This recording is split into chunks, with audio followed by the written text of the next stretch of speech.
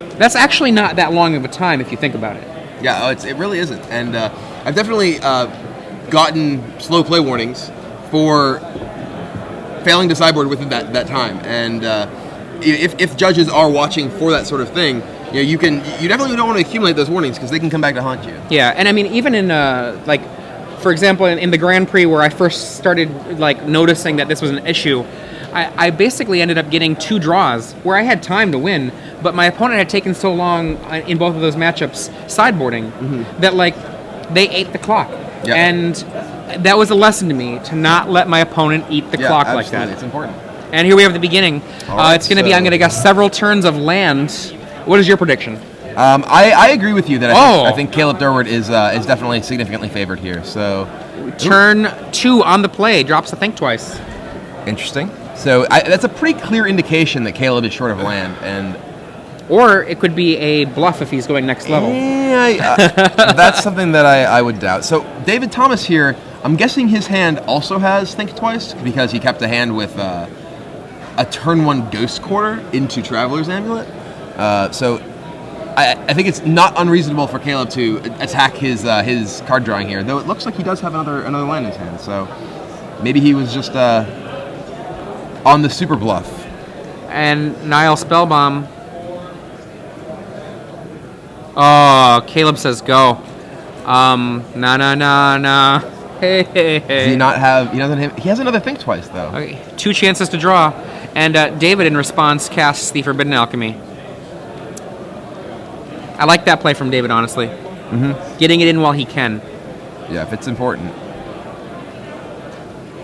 Caleb has a land. He's got his 3rd land, which means he's going to have access to his Forbidden Alchemy in his hand and to flashing back Think Twice. Yep, so definitely overcoming those stumbles. Think Twice is a card that, as much as I generally don't like it, it is a card that in a deck that needs a critical mass of mana can help you dig to get that without you having to play tons and tons of land. Absolutely. So Caleb casts Think Twice its flashback at the end of the turn, and then draws 2 cards, one for the Think Twice, one for the draw phase, says go. Meanwhile, we see another Forbidden Alchemy, I think, there from David Thomas. The Spellbomb just hanging out, waiting for its work to be done.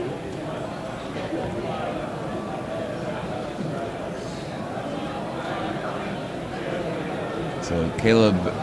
And he thinks again. I don't like that cast of the Think Twice there, honestly. Neither he do had I. a land. Now he's going to have to discard. Right. If anything, I would cast the Forbidden Alchemy from my hand. Absolutely, because then you can keep your same hand size. I definitely agree with you. And I think that flashing that back there was not the optimal play. Usually one of the things that happens in this style of matchup, less so with what David Thomas is playing, because David Thomas has so few counter spells as opposed to many decks like this.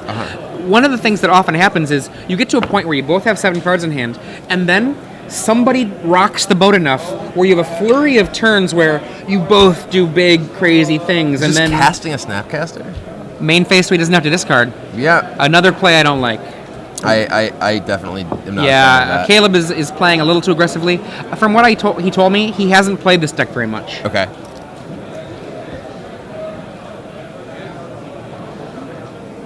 Yeah, I definitely think I would have cast the Forbidden Alchemy rather than Think Twice last turn and not had 8 cards in my hand. Well, when we were talking before about the small resource exchanges, right? Discarding a card, or even in this case, not getting value out of a Snapcaster, having 2 mana tapped down, all of those are things that right now David Thomas could potentially take advantage of. Yeah, he could play a Liliana here plus and a counter. card. Yeah. Let's see what happens. This is an opportunity for him. And he does just that. And I think we're going to see a mana leak from Caleb, maybe a Dissipate. And then let's see if it gets countered back. And this is exactly what we were talking about. Yeah. Now imagine, I think he has a mana leak in his hand. If Caleb just had discarded, right? If he had just discarded, there would not be a Liliana in play. Yeah. If he had not put himself in a position where he would have to discard by just casting the Forbidden Alchemy from his hand rather than flashing back the Think Twice, I mean, he would be in a lot better shape. When I see plays like that, the first time around, I'm like, well, that was somebody that has not practiced this matchup enough. And Consecrated Sphinx does come down. And I don't think Upkeep, it's dead. Yeah, I don't think that's going to be very effective. So Caleb here sitting with a fistful of your active cards, which is just what Liliana likes to feast upon. If only David Thomas had some proliferate. One of the things that Mr. Brian Kibler here was doing the other night was definitely schooling me with Proliferate and Liliana of the Veil. Contagion clasp. You get a poison counter. Liliana gets a loyalty counter. Oh dear. Caleb is definitely in real trouble right now. Caleb untaps. Oh, he did not choose to plus Liliana though. What is his hand? Does he love every card in his hand?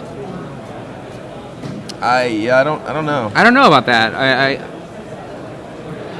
Well, that looks like Elishnorn. What? Whoa! What is the Liliana doing here? You got to use that thing. I mean, if nothing else, you wanna boost its loyalty so you can keep it alive through a Snapcaster attack, so it can kill, a creature Caleb might play. David's just not. He's not riding the fact that he got to resolve a Liliana.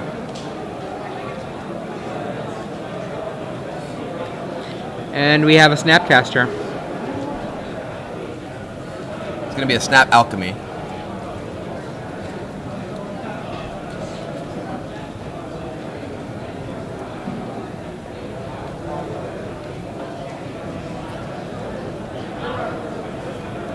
So,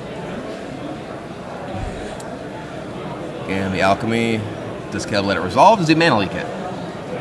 At this point, I think I let it resolve. Yeah, I think I that there's agree. not enough resources from an economic standpoint for Caleb to use it. The alchemy has already done its damage. There's already 7 mana out there. 8 mana, actually. If you feel that you are going to make a top 8, we would like you to do the following favor. See, I still don't agree with that. And bring it to my friends over. I still don't agree with that Liliana play here. I definitely would have been Really aggressive with it. the ultimate in Liliana is devastating. Yeah. I mean, people don't. They're like, oh, just make some stacks and lands. Yeah, lands are very important. Yes. And you get to choose which lands you put in each pile. You're like, okay, well, you can have this pile that has all of your blue sources, or this pile that has the rest of your land. like, I think that a lot of times people struggle with understanding what their role is. Mm-hmm. David is the beatdown, and he's trying to be a control deck here. I just... He needs to be aggressively using the Liliana to put Caleb in a position where he has to deal with it. Right now, Liliana's just he can just ignore it. Now, for people out there looking to get better, if you have not already read Mike Flores' Who's the Beatdown, run, do not walk to your nearest browser and read it. Who's the Beatdown? It's on Star City Games in our archives. I think Caleb may even have an Oblivion Ring in his hand that he's just ignoring Liliana. Because he's not using it in a threatening way, which is totally fine on Caleb's part. But Caleb's playing this great. Yeah. You've got to, it's like, someone has a weapon on the table and they just let it sit there while you shoot at them.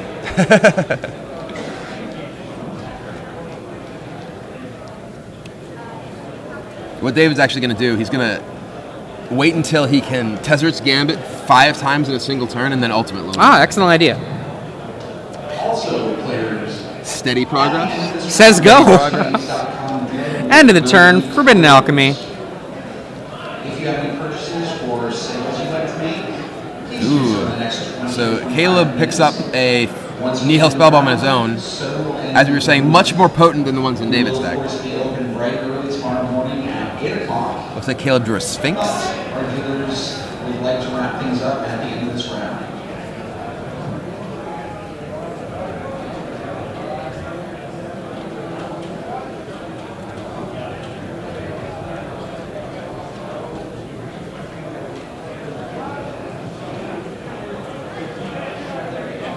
I mean, if I were Caleb, I would be thanking my lucky stars. Just...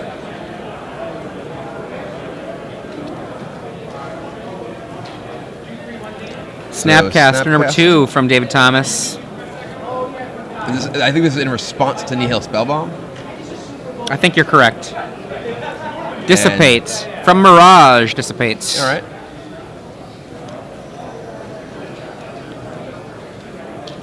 I use a lot of those Dissipates. Oh, me too.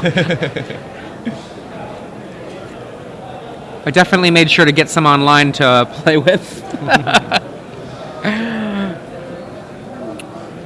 So Caleb debating his play here. He has, looks like Consecrated Sphinx. It looks like there's an earthquake happening over there, too. I can see the screen shifting. All right, so... Consecrated Sphinx, what do we see happening there? I think it's... He's something... I'm looking... I think it's appears to be countered with something. Oh, he's... I think he's dissipating it by using a Ghost Quarter on his own land to get an island. I might have been looking at Caleb's hand and thought he had the Doom Blade, as Caleb was the one with the Doom Blade.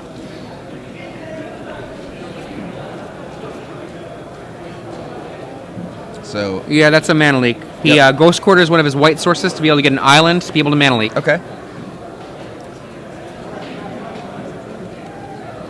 So Caleb's graveyard is stretching a crowd out across the red zone. Either that or he's got a lot of stuff in play that we haven't really been paying attention to. So David, with 2 Snapcasters now, taking slightly bigger chunks of Caleb's life total, but not threatening ones, really. And again, that Liliana's just been sitting there, hanging out.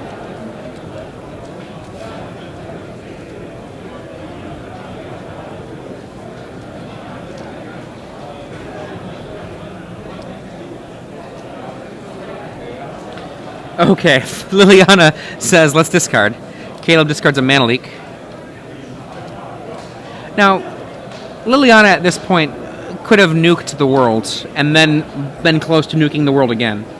Well, I'm pretty certain that if David had been using Liliana each turn, Caleb would have used a Oblivion Ring. Oh yeah, that's fair. That's fair. But I mean, realistically, David just hasn't put Caleb in a position that he's been. Sun Titan comes down. Ouch. I mean, I don't Judgment? like that. I don't like that. Oh play. yeah, he plays into a potential day from his opponent. Yeah, I'm not a huge fan of what's going on here. What's going to happen? He's going to get a Phantasmal Image, which is going to get a land. He just paid 6 for a Darkwater Catacomb. That's a rampant growth, really. 6 mana rampant. I mean, granted, he doesn't know that Caleb has day in his hand, but Caleb's I mean, the danger is so huge. While, yeah. What does David have in his hand? Anything? If he's got nothing, maybe you just go for it and hope that Caleb has nothing. Boom, Day, goes the dynamite. away goes the world. And then Caleb has got to consider holding up mana or leaving the... He says, that's fine. I'll let you Liliana again. See, David already had pressure. I don't understand that play. He already has a 3-turn clock with those Snapcasters. What's the motivation to cast Sun Titan there? I think the only motivation is if he thinks he can't hold on to it for whatever reason. There's also one thing that is worth taking into consideration is the time left in the round. Caleb is up 1-0, and these games can take a long time to actually finish. Caleb discards a Forbidden Alchemy to Liliana. Liliana is now at 4 counters. I think we're going to see the Oblivion Ring coming actually pretty soon. Yeah, it has to. Otherwise, Caleb is going to lose all his land, or at least the half that he decides he would like to keep. I think David is considering not using the Denial Spellbomb right now.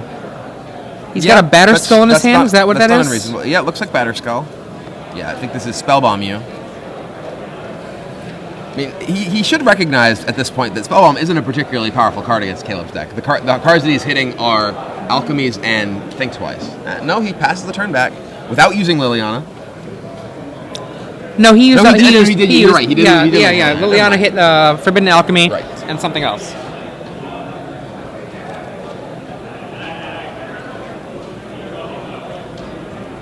So Caleb's hand is another Alchemy, Oblivion Ring, Dissipate.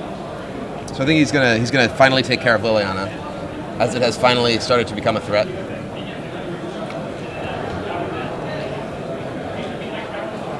And Oblivion Ring is finally cast.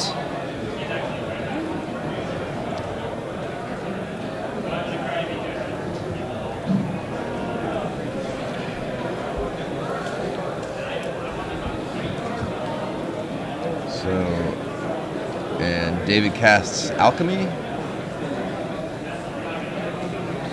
We have hit the 12-hour mark for Magic the Gathering. You've been watching 12 hours of Magic here at Star City Games Live here in St. Louis. I'm Adrian Sullivan here with Brian Kibler. We're watching Caleb Durward playing Esper Control. This is game 2 against David Thomas playing Solar Flare. Top 8 is on the line as Caleb Durward is up 1-0. He has an Oblivion Ring out that's holding back a Liliana Vess, and otherwise they both have cards in their hand and land in play. Caleb has been chunked down to about 12 life, and David, in the more aggressive role in this matchup, struggling to find a way to actually, get through, essentially. We feel like he might have been able to do more with his... here's a Batterskull. Safe from a mana leak, but not safe from a dissipate. Out of here. And yeah, in this position, particularly given the fact that he's up 1-0 in the match, Caleb is in no rush. No rush. He doesn't need to. He has more counter magic. He has a bunch of alchemies. One in his yard here that David may take away with that Nihil Spellbomb at some point. But he says go, and I think end of the turn is he going to do it? I think end of the turn he's Nihiling. Yep. He decided to go for it. There we go. And if you're Caleb, I think you just have to let it happen. I don't think you can afford to tap out. I don't think you let him.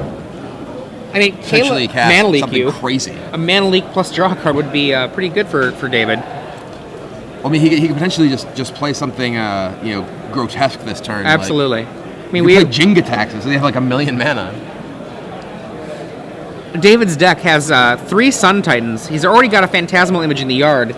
So we would see something crazy happen, like Sun Titan Image, etc. What do we have here? Burial Rites. Caleb alchemies in response. This is a dangerous moment for Caleb. Caleb could lose right here. Mm-hmm. I don't see anything. Is that a dissipate? That's a Think Twice, I think. Oy vey.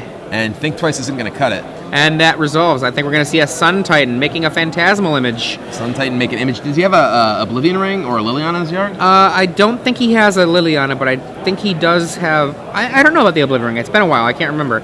Phantasmal Image. I don't recall an Oblivion Ring ever not entering play, but it may have. That looked like an Oblivion Ring when they just went by.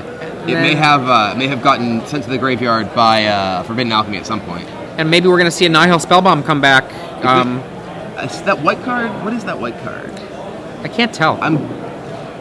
There's nothing for him he's to... fingering it, so I think that's Oblivion Ring. There's an O-Ring still in play. It's slightly off. There it is. O-Ring so on O-Ring. On the O-Ring, and now he has Liliana back.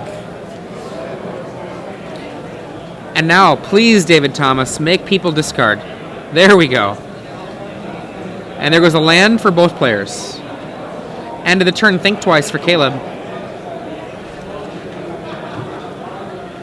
There's a Doomblade in Caleb's hand. Caleb crumbling right now. Yeah, this is his position here is falling apart. He looked to be in serious command of this game, but David Thomas was just able to draw that very key Unburial Rites that really got him back into a pretty dominating position here. And in comes the Phantasmal Image version of Sun Titan, recovering perhaps a Nihil Spellbomb or a Snapcaster Mage. I imagine that's going to get a Spellbomb. There it is, card drawing on a stick. So fire that Spellbomb off. I think I would just fire it off right away. I agree. Force him to commit the mana right now. There you go. Oh, maybe not. What's mana. he doing? Unburial Rightsing again. Really? You've got the board. He's dead. You have everything. Oh, okay. For Wormcoil that's is okay. That's an insurance policy. That's not unreasonable.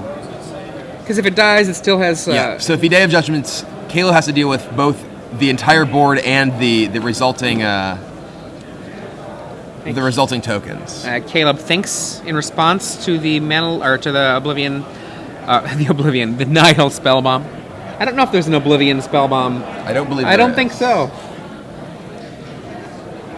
And then he pays for the mana leak. There's a Wormcoil Engine out, and David Thomas tapped out. Caleb Durward really in trouble here.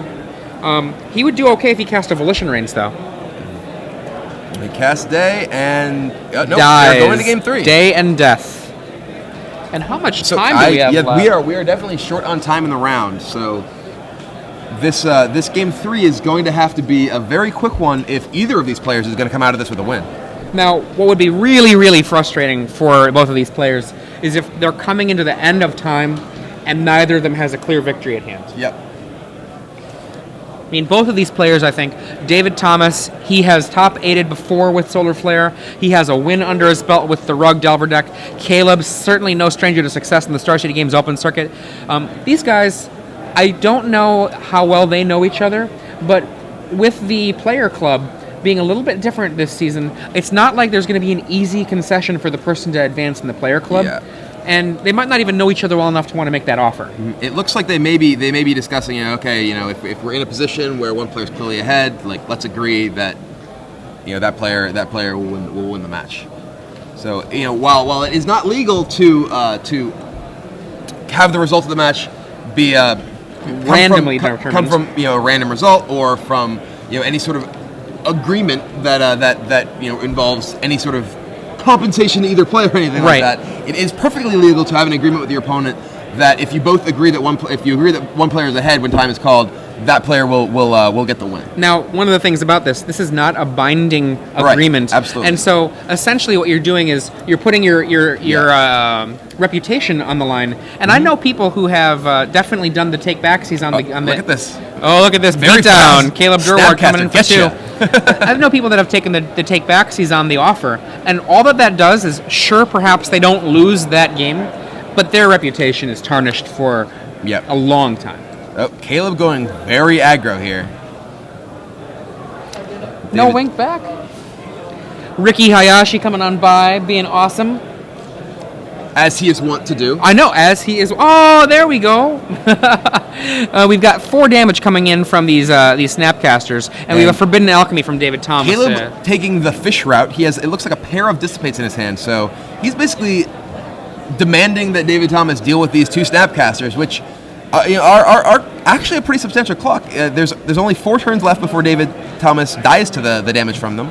Now, one thing to remember if you are ever on the fish plan, you are not required to counter everything. You only counter that which keeps you from killing your opponent at some point in the future. Yep. A lot of people's mistake when it comes to fish is they try to stop everything. Mm-hmm. Not what you need to do. Just keep your clock going. I see we're going to have a Doomblade. I think you let it happen. I don't know about that right there. I think Caleb is definitely trying to keep his clock as fast as possible. He doesn't want to. He really doesn't want to draw, basically. But there's still enough time left that he doesn't have to play that fast. Well, how much time do you? There's over 10 minutes. Okay, that is a bit longer than I had thought there might be. So David Thomas on mono non-basics. And on no answers, so no Dave Judgment in David's hand. And he probably does not have a Doomblade in hand. Snapcaster. I would have. That was terrible. I would have cast that on my own turn. Yeah, main phase it. He's got end of your turnitis here. Sure. Because what you do, you immediately have the Doomblade to kill the tap out Caleb Durward, and then you're facing off with Snapcaster v Snapcaster. Caleb suddenly has to have an answer to your Snapcaster to maintain a clock. That was not so good. And Caleb actually just lets that happen. Wait, what did he? He didn't.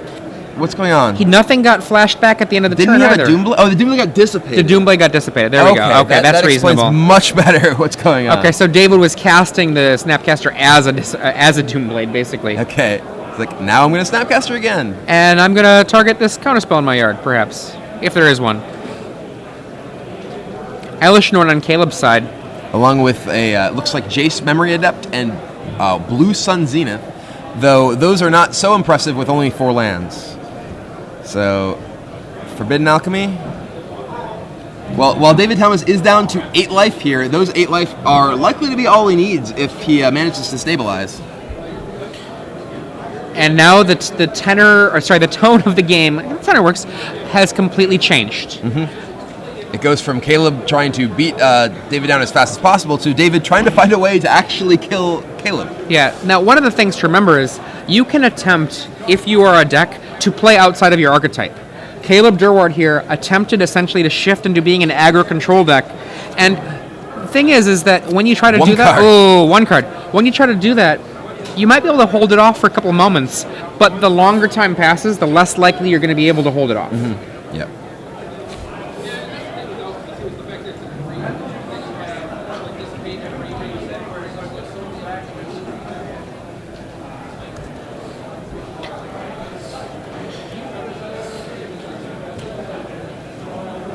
One of the older articles that I read that I wrote about that exact concept is the strategic moment. So if you're looking for more information on that kind of things, just look up my old article, The Strategic Moment. It's definitely, to be fair, I personally have a lot of trouble playing under time pressure. Oh, time pressure is very hard. At the World Championships, not this year, but last year, I managed to crumble from a 9-1 start, in large part due to playing a control deck that I wasn't particularly familiar with and ending up under time pressure for a bunch of rounds. And it really just put me in positions that I didn't feel that I was particularly well versed in dealing with, and ended up losing a lot of matches that I really felt like I could have won. So At the end of the turn there, it looks like David Thomas is forbidden alchemying, and I didn't quite catch what he got. But yeah, like, it is hard to play under time pressure. Time pressure is a killer. It's definitely very, very difficult to make the sort of decisions that both of these players have had a lot of success before. Both of these players are clearly strong players, and their decisions here could very well be a result of not really necessarily feeling like they have the time to think about things. Unburial rights. And that is at least going to have an attempt to dissipate.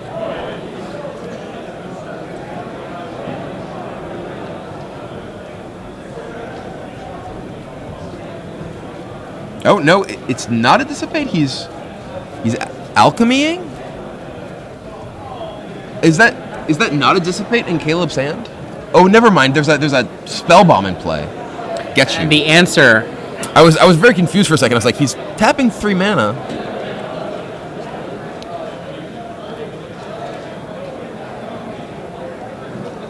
So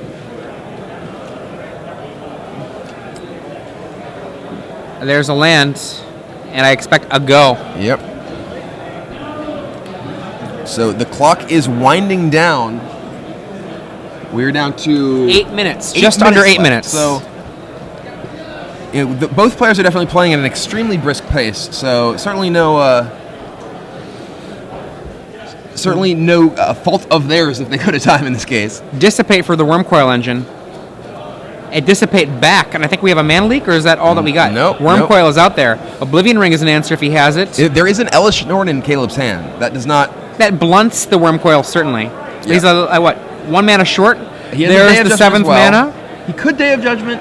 How many cards are in David Thomas's hand? 1, I think. So if he Day of Judgments, though there is, I believe, that Unburial Rights is waiting in David's yard. There is an Unburial Rights. That's the first bottom card in the yard for David Thomas. You see 3 mana?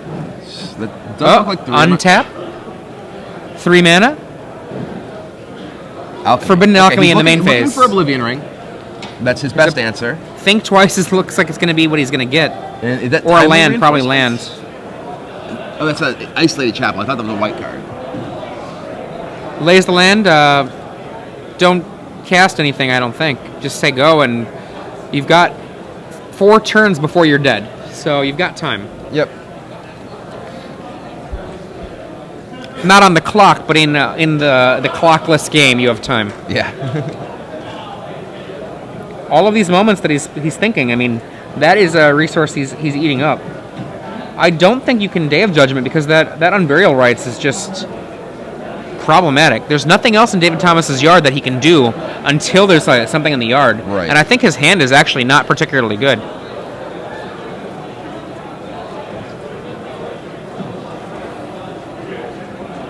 Yep. Caleb agrees, passes right back. So David Thomas untaps with 2 cards, now 3 cards in hand. Wormcoil comes in, puts David Thomas back up to a more comfortable 14 life, and puts Caleb Durward at the same. 14-14, all of the work Caleb did in the early parts of the game. That Snapcaster Gone. beatdown has been nullified.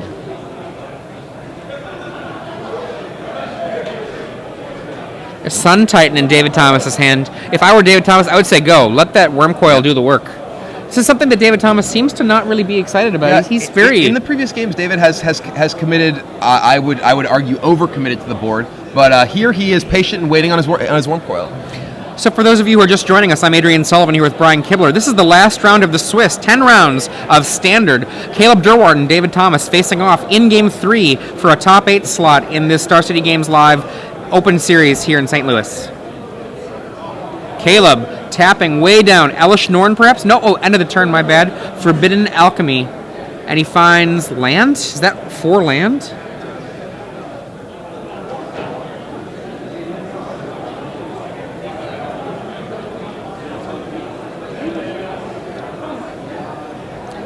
Okay. We can get a quick pause before we get too much further.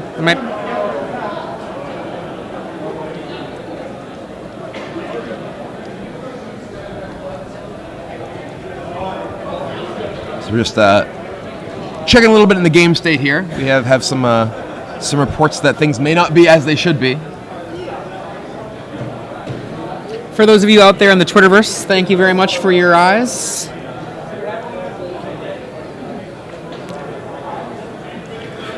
Now remember, throughout this weekend, if you do want to talk to us at all, just send us tweets at SCG Live.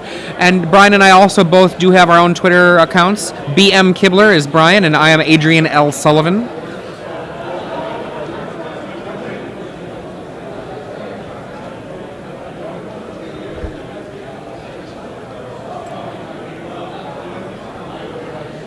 And we're going to wait to see what the results are of this.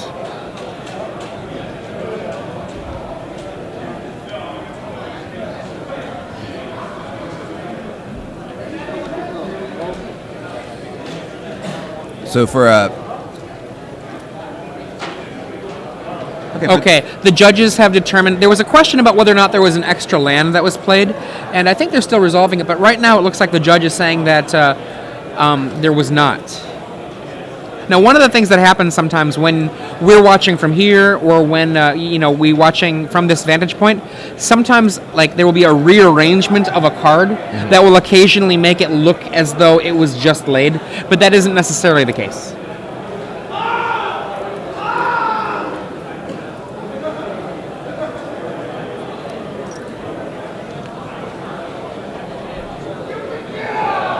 So Caleb is in the tank. It looks like he has a second day of judgment now.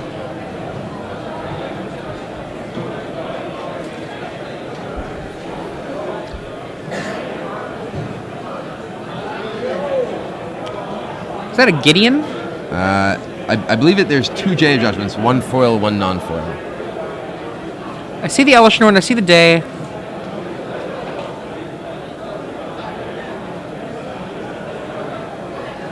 So it looks like Day, Elishnorn, Jace, and is that Alchemy? Was that Volition? Volition Reigns. Oh, Doctor. Oh, dear. Volition Reigns is one of the cards from the sideboard that is devastating in the blue matchups. Go. What is your best card? I will take it. That's mine, not yours. End of the turn, we've got a Forbidden Alchemy. Flashed back from David Thomas.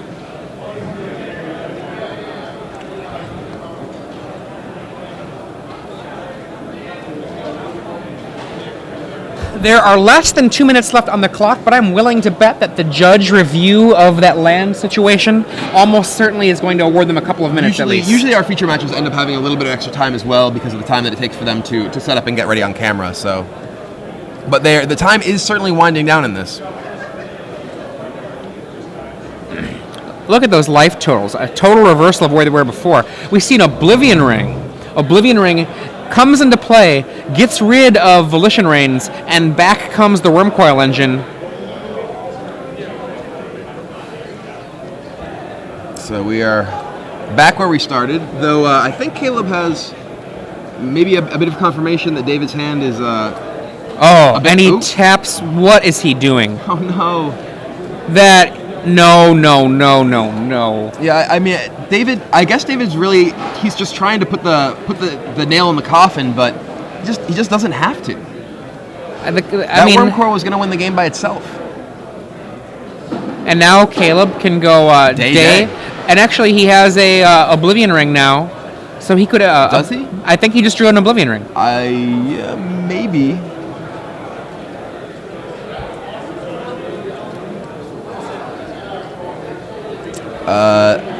I see Day. I see 2 blue cards. That was Blue Sun Zenith that he just. Oh, really? Okay. Yeah. So it looks like Day, Blue Sun Zenith, and Elishnorn is his hand. So. Day number 1. Day. Now we're gonna see. Maybe he goes. Day number 2. Day Jace. Oh, Jace, maybe. I don't like Day Jace. I don't think that's very effective, honestly. Day go. He has 6 mana. Thanks for coming out. Oh, he's counting the library. Oh, he's thinking about blue sunning his opponent. Maybe. He just counted his opponent's library. I mean, he has Jace and Blue Sun. Right. So he could Jace. Jace 10, untapped Blue Sun Zenith U. Caleb is it? Yeah, I think you just have to day. I mean, if you get Mana Leak, you get Mana Day Leak. by day. And he does. Mana Leak. But that does leave him with Blue Sun, Elish Norn as well. Maybe he could have just. Now he goes to 2 life. That is not a very high life total. Unburial Rites, and that Wormcoil comes right back. Oh, I didn't realize that Wormcoil was in the yard. Oh yeah. Ooh. Or rather, I didn't realize the Unburial Rites was still in the yard. Yeah. Hence the day being like something I wasn't so excited about. Yeah, but I'm definitely. Caleb, I believe, is at 2. At 2, not And enough there. it is, I think. It looks like Caleb is conceding. He's checking to see if he can do it. I don't think he has anywhere near enough mana. I don't see. Yep. Yeah, I think the play was actually to Day, go then Jace. Day then No Jace. Yeah, and it wouldn't have worked, but it would also mean that he would still have A day. a day and be able to do that through the Mana Leak. Right. Though if David did bring back his Wormcoil, he'd still be in a pretty terrible spot and would still probably die. Though he could have, if David didn't kill the Jace, it might be able to mill him out. I didn't really get a quick count on the library there, but Elish Norn. No, I think he's Blue Zenithing. Blue Zenithing himself to try to find a day. There is a day. Not enough. Yeah, that's not going to do it.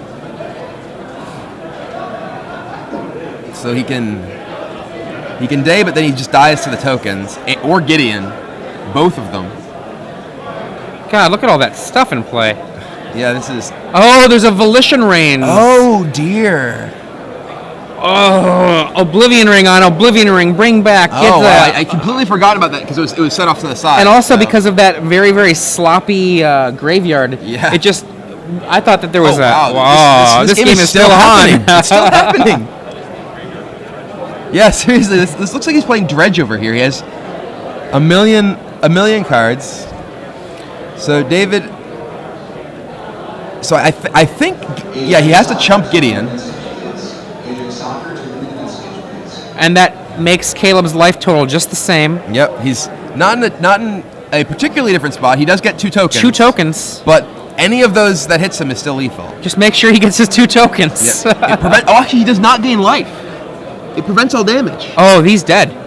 He's just dead. Oh! I as soon as he put it together, I was like, oh yeah. Oh boy. So, wow. That was a pretty crazy back and forth game, but David Thomas wins the match. 2 games to 1. That was wow. Yeah, wow. That was very cool. That was some awesome magic. There were some very cool things going on there. Yeah.